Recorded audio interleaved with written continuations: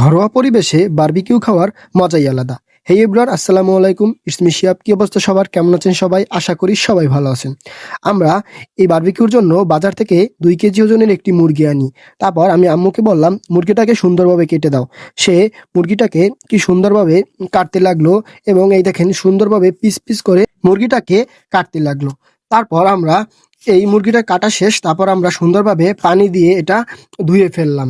ধোয়ার পর আমরা চলে গেলাম, আমাদের কিছু মশলা লাগবে। দেখেন এটা হলো খাঁটি রাঁধুনি মশলা, এটা হলো বারবিকিউ মশলা। তারপর এটা হলো আমাদের বাসায় সস শেষ, সেক্ষেত্রে আমরা প্রাণের একটা সস আনি।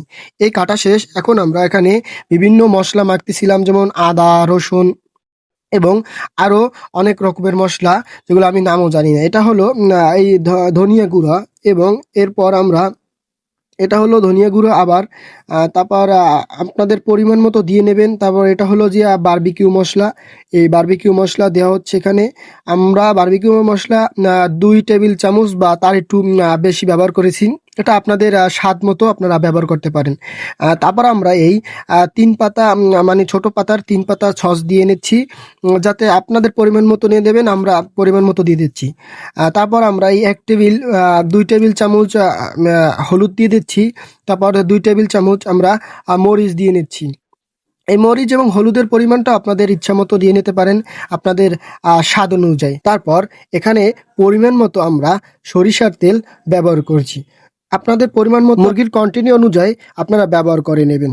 তারপর আমরা এটাকে সুন্দরভাবে মাখিয়ে নিচ্ছি, যাতে মুরগির সম্পূর্ণটা এই মশলাটাকে মিক্স করা হয়।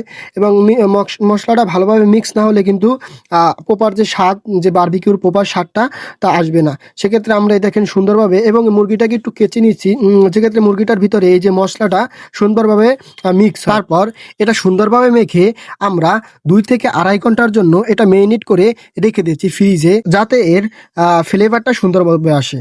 মাখা শেষ হওয়ার পর আমরা চলে আসলাম এই আগুন জ্বালানোর জন্য। আমরা ওই পাশে কিছু কয়লার জন্য কয়লা করে নিচ্ছিলাম আগেই, সেক্ষেত্রে আর এখানেও কিছু আগুন জ্বালিয়ে নিয়েছিলাম জয়লা। তারপরে এই আমাদের ফাইনাল লুক। এখানে আমরা মাংসগুলো সুন্দরভাবে সাজিয়ে নিচ্ছি, যেহেতু এটা ঘরোয়া পরিবেশ, সেক্ষেত্রে আমাদের টুকরোগুলো একটু ঘরোয়া পরিবেশের মতোই হয়েছে। এই দেখতে পাচ্ছেন এটা আমাদের এখন প্রায় হয়ে গেছে। আমাদের নিচে সুন্দরভাবে কয়লাগুলো জ্বলছে এবং হয়ে গেছে। সো এটা আমাদের পরিবেশনের পালা এখন।